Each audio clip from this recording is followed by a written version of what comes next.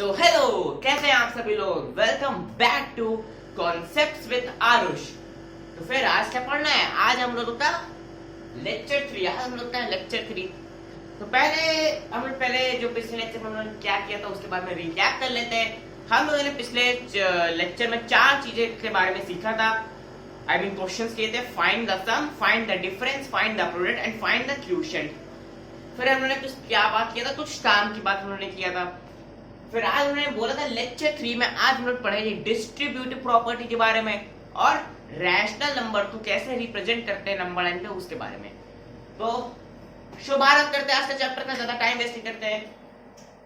तो let's go. तो पहले हम तो स्टार्ट करना है डीपी। डीपी क्या है, मतलब मैं चलो फुल फॉर्म लेता हूं। Distributive property. अरे मैंने क्या बोला, मैंने बोला डिस्ट्रीब्यूटिव प्रॉपर्टी। डिस्ट्रीब्यूटिव प्रॉपर्टी क्या होता है, ध्यान से समझो। मान लो एक नंबर है ए। मान लो एक नंबर है और अंदर ब्रैकेट में b प्लस सी। ये एक नंबर है, इसको तो मेरी इक्वेशन है, एक नंबर मानो। तो अब इसको सॉल्व करने के दो मेथड होते हैं। या तो तुम अंदर वाले को प्लस करके इससे मल्टीप्लाई कर दो, या तो पहला मेथड क्या होता है, या तो तुम पहले ए को बाहर रखो, मल्टीप्लाई, अब अंदर को पहले प्लस कर दो। मान लो ये है 1, ये है 1, 1 प्लस 1 2 होता है, 2, तो 2 है। ठीक है, ये है पहला मेथड। लेकिन ये डिस्ट्रीब्यूटिव प्रॉपर्टी नहीं है। अब ये दूसरा मेथड जो है, ये वाला डिस्ट्रीब्यूटिव प्रॉपर्टी क्या कहता है, ये नंबर है b प्लस सी। डिस्ट्रीब्यूटिव प्रॉपर्टी ये कहता है कि इसी नंबर का अंदर दोनों से मल्टीप्लाई कर दो, इसी नंबर का अंदर दोनों से मल्टीप्लाई कर दो। मतलब ab प्लस ac, ये होता है तुम्हारा डिस्ट्रीब्यूटिव प्रॉपर्टी। ये होता है तुम्हारा डिस्ट्रीब्यूटिव प्रॉपर्टी। यही कहता है कि ये अगर ऐसे एमएफ है और तुम्हें बोला इसको सिंप्लीफाई करो यूजिंग डिस्ट्रीब्यूटिव प्रॉपर्टी, तुम ऐसे ही करोगे। ये ए तो इस टाइप का मल्टीप्लाई ab से करोगे, ab प्लस फिर इसका मल्टीप्लाई ac से करोगे, ac। अरे क्या डिस्ट्रीब्यूटिव प्रॉपर्टी समझ आया? मान लो एक नंबर है 2, मान लो एक नंबर है 2, अंदर है 2 प्लस 5 है अंदर। तो डिस्ट्रीब्यूटिव प्रॉपर्टी क्या कहता है, ab plus ac, ab plus ac, तो 2 into 2 प्लस 2 into 5, 4 प्लस 10 बराबर 14, बराबर 14। इसी तरह तुम ये ऐसे नॉर्मली सॉल्व करोगे, तुम्हारा यही आएगा क्या, 2 into 7 14। समझ आ गया? अरे क्लियर है क्या? अरे क्लियर है क्या? चलो क्वेश्चंस पे आते, थोड़े से इसके थोड़े क्वेश्चंस कर लिए जाए, पहला क्वेश्चन अभी सिंपल बेसिक, तो कोई हार्ड नहीं जाएगी। क्वेश्चन क्या है, सिंप्लीफाई यूजिंग डीपी। है डीपी मतलब डिस्ट्रीब्यूटिव प्रॉपर्टी। तो क्वेश्चन कह रहा है 5/8, ये 5/8 ब्रैकेट में लिख दिया मैंने 3/4 प्लस 1/2। तो इसको डिस्ट्रीब्यूटिव प्रॉपर्टी के द्वारा हम लोग को क्या करना है, सॉल्व करना है। ठीक है, तो सिंपल है, एकदम आसान है। AB प्लस AC मैंने बोला था, AB प्लस AC, तो 5/8 into 3/4 प्लस 5/8 into 1/2।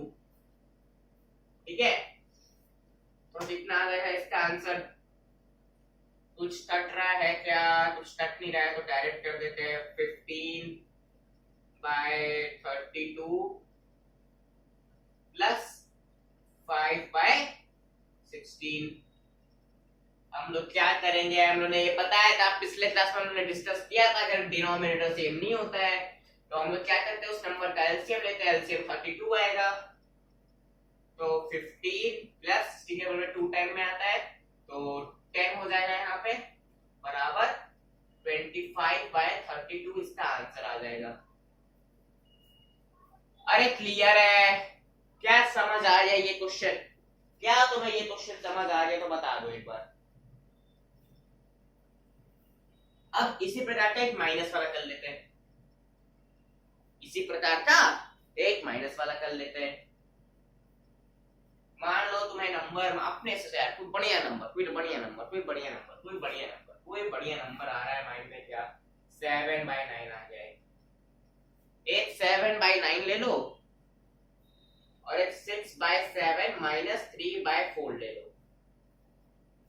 तो हम लोग वही करेंगे, वही वाला AB और AC वाला, तो 7/9 का इंटू 6/7। अब देखो AB प्लस AC, तो यहाँ पे साइन माइनस है तो यहाँ माइनस लग जाएगा, फिर माइनस 7/9 इंटू 3/4। देखो सिंप्लीफाई हो सकता है यहाँ पे, ये देखो ये दिया एक बार में, ये दिया एक बार में, ये दिया 3 बार में, ये दिया 2 बार में, यहाँ भी यही सेम, ये 3 बार में, ये 1 बार में, ये 2, ये नहीं कटेगा, पूरी रहेगा 4 रहेगा। हाँ तो इतना देखो सिंप्लीफाई मैंने कर दिया इसको। तो अब यहाँ से एक लाइन खींच दे रहे बढ़िया सी, तो फिर यहाँ पे क्या हो जाएगा, यहाँ देखो यहाँ क्या हो, देखो 1 इंटू 2 2 होता है, 2/3 आ गया, यहाँ पे 2/3 आ गया, 2/3 माइनस यहाँ 7 इंटू 1 हो गया 7 अपॉन 4 इंटू 3 होता है 12। अब आसान बन गया, क्या, अरे क्या आसान बन गया अब, अरे क्या आसान बन गया अब। एलसीएम लेना है क्या अब हम लोगों को, एलसीएम लेना है क्या, एलसीएम तुम्हें पता है कैसे लेते हैं। यहाँ एक लाइन खींच दी मैंने, ऐसे कर दिया, 3,12 लिख दिया, 3 के टेबल से ले लिया मैं, 4 के टेबल से ले गया, 4 3 जब 12 होता है, 12 इसका एलसीएम आ जाएगा, 3 टेबल में 12 4 टाइम में आता है 12, तो 2 इंटू 4 हो जाएगा 8 माइनस 12 के टेबल में 12 1 टाइम में आ जाएगा, यहाँ 7 आ जाएगा, 1/12 इसका आंसर आ जाएगा। ठीक है क्या, अरे ठीक है क्या, अरे क्लियर है क्या, अरे क्लियर है क्या। अब इसके हार्ड क्वेश्चन कर लूं क्या, या फिर अगले लेक्चर में किया जाए, या मैं सीधा रैशनल नंबर वाला कर दूं, नंबर लाइन पे कैसे रिप्रेजेंट किया जाता है, क्या करना चाहिए बताओ, क्या करना चाहिए। अरे इतना ही रखते हैं, इतना तो मैं मेन कॉमन समझ आ गया ना, नंबर लाइन बता देते हैं, नंबर लाइन और अच्छे से समझ आएगा, क्योंकि जल्दी से क्या है कोर्स को कंप्लीट करना है, कोर्स को जल्दी कंप्लीट करना है। तो फिर इससे बढ़िया पहले एक कॉन्सेप्ट जल्दी समझाते रहे, फिर क्वेश्चन तो फिर जल्दी होते रहेंगे, ठीक है। अरे क्लियर है क्या। तो अगर तुम्हें नंबर लाइन वाला करना है तो पहले तुम 2 चीजों के बारे में समझना पड़ेगा, ठीक है। नंबर लाइन के लिए तुम्हें 2 चीजों के बारे में समझना पड़ेगा, पहले कौन सा नंबर, रैशनल नंबर और नंबर लाइन, ठीक है। तो इसके लिए तुम्हें 2 चीजों को समझना पड़ेगा, 2 चीजों को तुम्हें इसलिए समझना पड़ेगा। तो एक लाइन यहां भी चीज दे रहे, एक होता है तुम्हारा प्रॉपर, इधर हटेगा नहीं, हाँ, एक होता है तुम्हारा प्रॉपर फ्रैक्शन, पता है, और एक होता है तुम्हारा इम्प्रॉपर फ्रैक्शन। ये 2 प्रकार के फ्रैक्शन होते हैं, तुम्हें पता है। तो प्रॉपर फ्रैक्शन क्या होता है, इसमें जो है डिनोमिनेटर बड़ा होता है, प्रॉपर फ्रैक्शन में डिनोमिनेटर बड़ा होता है, मतलब न्यूमरेटर क्या होता है, छोटा होता है, न्यूमरेटर क्या होता है, छोटा रहता है, डिनोमिनेटर बड़ा रहता है। एग्जांपल के लिए 1/2 सबसे बढ़िया एग्जांपल ले लो, 3/5, 7/12, ये सब। अब प्रॉपर फ्रैक्शन का ही अपोजिट यहाँ इम्प्रॉपर, जिसमें तुम्हारा न्यूमरेटर क्या होता है वो डिनोमिनेटर से बड़ा होता है। इम्प्रॉपर में न्यूमरेटर तुम्हारा क्या होता है, डिनोमिनेटर से बड़ा होता है। 2/1, 2 ही मानेंगे इसको, चलो ठीक है जो भी हो, चलो 7/2 ले लो, 13/5 ले लो। तो इसमें क्या है, सारे में न्यूमरेटर क्या है, छोटा है, डिनोमिनेटर छोटा है, और इसमें सारे में डिनोमिनेटर बड़ा है। क्या इन दोनों का डिफरेंस समझ आ गया, प्रॉपर में डिनोमिनेटर बड़ा होता है, इम्प्रॉपर न्यूमरेटर बड़ा होता है। ठीक है, समझ आ गया, समझ आ गया। अब एक ले लो, एक आता तुम्हारा मिक्स्ड फ्रैक्शन, एक आता तुम्हारा मिक्स्ड फ्रैक्शन आता है। एक तुम्हारा क्या आता है, एक तुम्हारा मिक्स्ड फ्रैक्शन आता है, जो कि तुम्हारे इस टाइप के फॉर्म में होता है। जैसे मान लो 1 2 अपॉन 2। तो इसको मिक्स में कैसे बदलते हैं हम लोग, इसको मिक्स में कैसे बदलते हैं, इसका मल्टीप्लाई करते हैं, तो यहां से नंबर से होल कहते हैं, तो इससे मल्टीप्लाई होता है, फिर ऊपर प्लस हो जाता है। 2 into 1 2 होता है, प्लस 1 3, 3/2।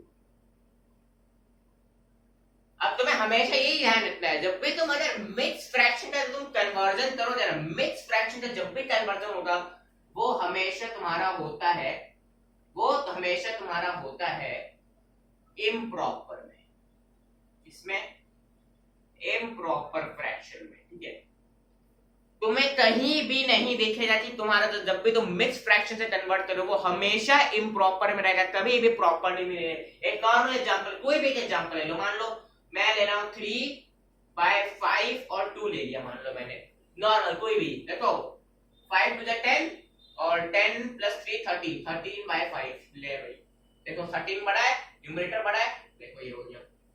अरे इतना समझ आ जाएगा तुम्हें, क्या तुम्हें इतना समझ आ गया, क्या तुम्हें इतना समझ आ गया, तो बता दो एक बार, क्या तुम्हें समझ आ गया। ठीक है, अब बात करते हैं मेन चीज। तुम्हें पहले ये चीज समझना, अगर तुम्हें नंबर लाइन पे करना है तो मैं ये चीज में तुम्हें समझना जरूरी था। ठीक है, ठीक है, ठीक है। अब बात है मेन चीज की, प्रॉपर फ्रैक्शन, पीएफ लिख रहा हूं, अभी थोड़ा जगह कम है तो मैं पीएफ लिख रहा हूं, प्रॉपर फ्रैक्शन। जब भी तुम्हारा प्रॉपर फ्रैक्शन नंबर लाइन पे तुम्हें रिप्रेजेंट करने के लिए, तो जब तुम्हें नंबर देगा कि इस नंबर को नंबर लाइन पे रिप्रेजेंट करो, तो अगर तुम्हारा वो प्रॉपर फ्रैक्शन है, अगर वो नंबर तुम्हारा प्रॉपर फ्रैक्शन है, तो it will always lie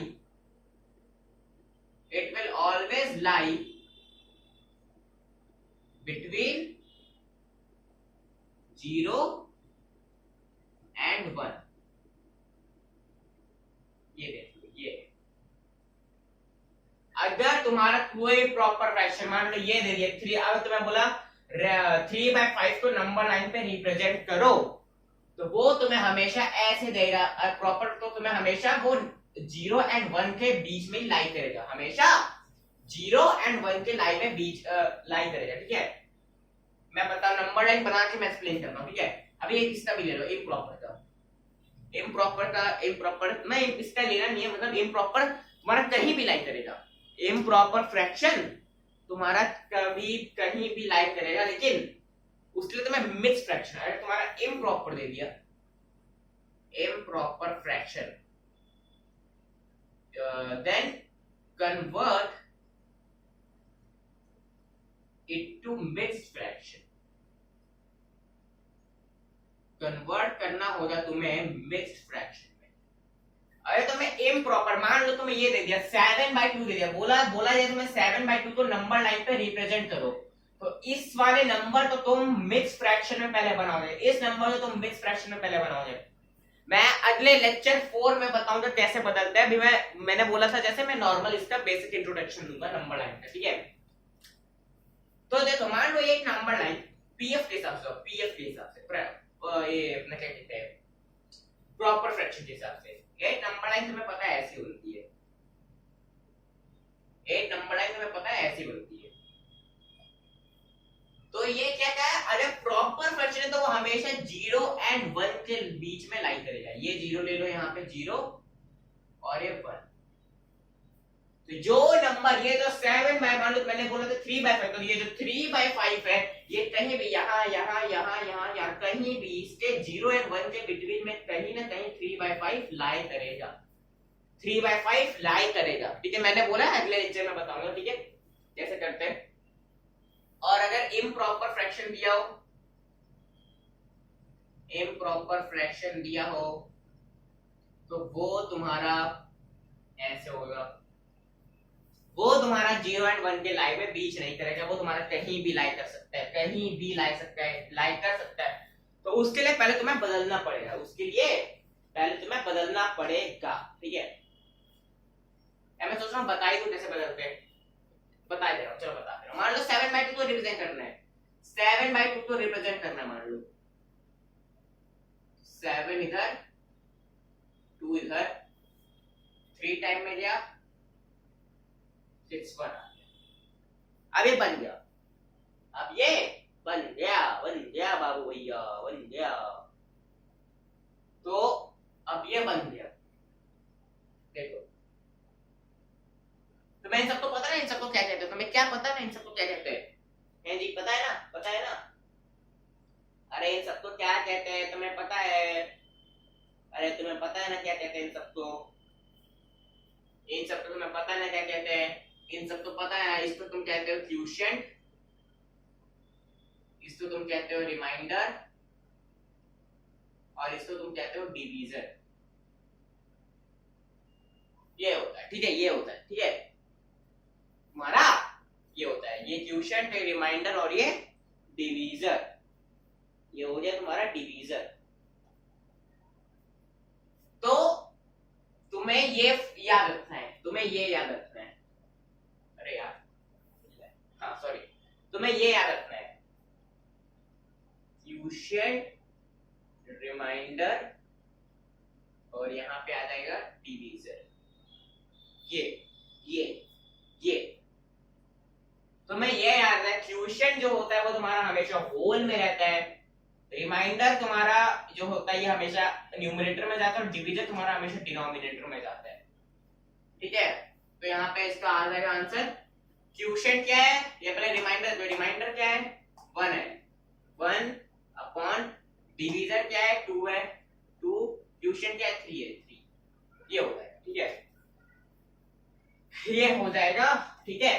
तो फिर इसी को हम लोग तो इसी नंबर लाइन पे कहीं भी कर सकते हैं रिप्रेजेंट। अब ये मैं तुम्हें कैसे करते हैं मैं तुम्हें ये अगले लेक्चर में बताऊंगा। तो क्या तुम्हें इतना समझ आ गया? क्या तुम्हें इतना समझ आ गया? अच्छे से आ गया होगा मेरे हिसाब से, मैंने अच्छे से बताया। अब हम लोग अगले क्लास में इन लेक्चर 4 हम लोग क्या करेंगे, डिस्ट्रीब्यूटिव प्रॉपर्टी के थोड़े से बड़े क्वेश्चंस करेंगे, एक दो ये ज्यादा नहीं है, एक दो क्वेश्चन है, 2 बड़े क्वेश्चन है डिस्ट्रीब्यूटिव प्रॉपर्टी के, वो करेंगे। फिर हम कैसे नंबर लाइन पे रिप्रेजेंट कैसे करना है, प्रॉपर फ्रैक्शन को, इम्प्रॉपर फ्रैक्शन को, हम लोग उसके बारे में डिस्कस करेंगे अगले लेक्चर में, ठीक है। So meet you in the next lecture, good bye.